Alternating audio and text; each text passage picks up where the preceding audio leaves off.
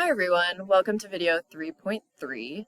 This is for everyone reading the book Wiijiwaaganag, and at this point you should also have your packet out because we're going to be taking some notes today on 3.3.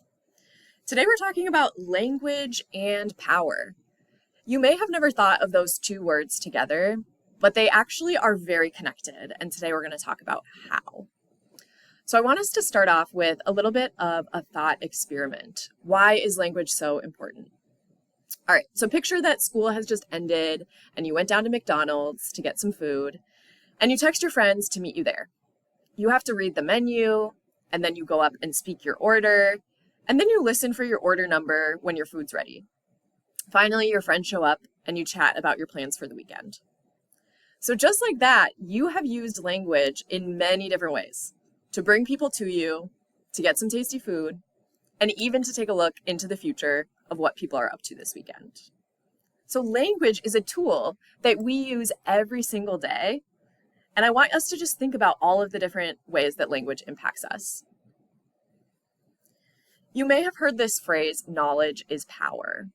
And in order to get that knowledge, we need language in order to access it and learn it. So language lets us access information, collaborate with others, express our ideas, and be creative. Think about your day so far and all of the things you've done. If you couldn't speak, listen, read, or write, what things would be a lot harder?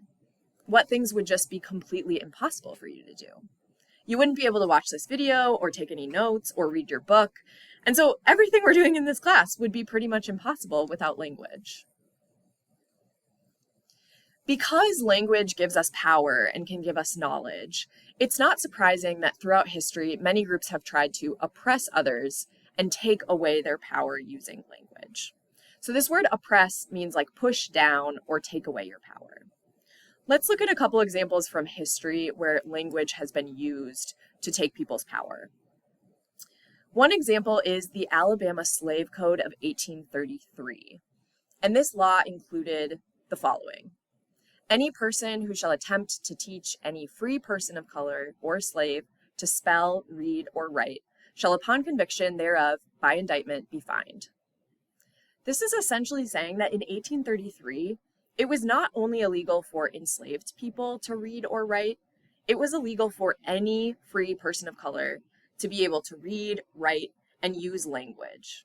So this is a huge example of taking away people's language, taking away people's ability to read and write in order to keep them down. Another historical example is something we've talked a little bit about with Indigenous history in this country. Legal treaties often used misleading language to take advantage of Indigenous people and steal their land. So the treaties that the US government wrote up in order to take land from Indigenous people were written in English. And that wasn't the native language of the people that lived here. And so a lot of times they couldn't even understand the language of the treaties and didn't really know what they were signing. Another example that you might have heard of is more current, that books and sources of information can be banned or prohibited to prevent people from spreading and learning new ideas.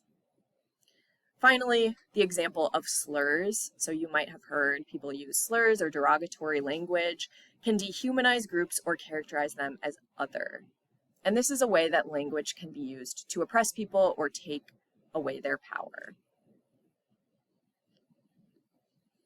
On the flip side, language is also used as a tool for empowerment. And empowerment means like taking back your power. This is a picture of Frederick Douglass, and he was a formerly enslaved person who actually was able to teach himself how to read and write. And through using language and the tool of reading and writing, he became a very prominent leader in the abolition movement and getting slavery to be ended. So Frederick Douglass said, "The reading of these documents enabled me to utter my thoughts and to meet the arguments brought forward to sustain slavery." So he used language as a tool of empowerment in the abolition movement. Another example of using language as a tool for empowerment is this Ojibwe People's Dictionary. So the goal of this dictionary was to create a Ojibwe English and English Ojibwe dictionary that speaks in the voices of Ojibwe elders. So this is a way for Ojibwe people to preserve their language. And we've heard about at the Native American boarding schools, children were not allowed to speak their native language. And so their language was taken away from them. And this dictionary is a way to try and reclaim the language and teach people about their language and their culture. One final example here is from the American Library Association, and every year they put on Banned Books Week. And so the Banned Books Week in 2024, the theme was actually Freed Between the Lines. And their guest speaker said that I believe censorship is the enemy of freedom. By banning books, we deny ourselves the opportunity to learn from the past and to envision a braver future. Books have the power to open minds and build bridges. This is why certain forces do not want the masses to engage with books.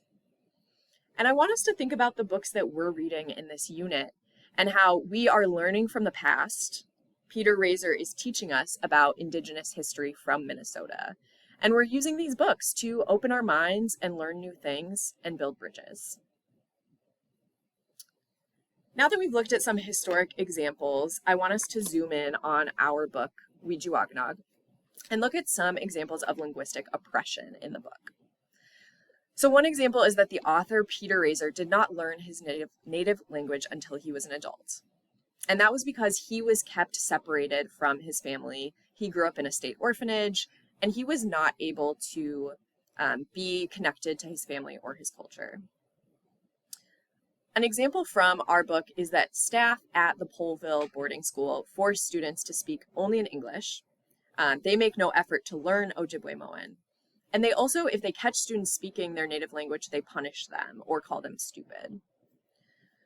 Another example is that the students, like Nice and others, are assigned English names. They do not get to be called their true names, and they don't get any choice in what those English names are. Some characters refer to the Ojibwe with racist and derogatory terms. So you might see this term here. And that was a racist way to refer to Indigenous people. While there are examples of oppression, there are also a lot of examples of linguistic empowerment in our book. So students secretly speak to each other at the school in Ojibwe-Moan, and that's a way for them to communicate with each other and reclaim their language. Nice's family is bilingual, which means they speak Ojibwe-Moan and English, and that is really a tool that they can use to communicate in different situations and with a lot of different people. Roger, who is the white student, he starts to learn a few words by spending time with Nice and his other Ojibwe peers and students. And this book itself is actually an example of linguistic empowerment because Peter Razor writes this book in both English and Ojibwe-Moan. And I don't know if you've noticed, but at the back of the book, there's a glossary.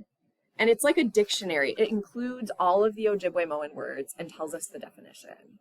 And so for anyone interested in learning the language, this book is a tool to empower them to do that. I hope that your big takeaway from this video is that language is a tool for power. And as you keep reading, I want you to pay attention to how language is used for both oppression and empowerment. And not just in our book, but in our society today. How are words used to welcome groups or to exclude them? And how do people like Peter Razor use language to reclaim their voice and tell their stories? These are really important questions that we should be asking ourselves today.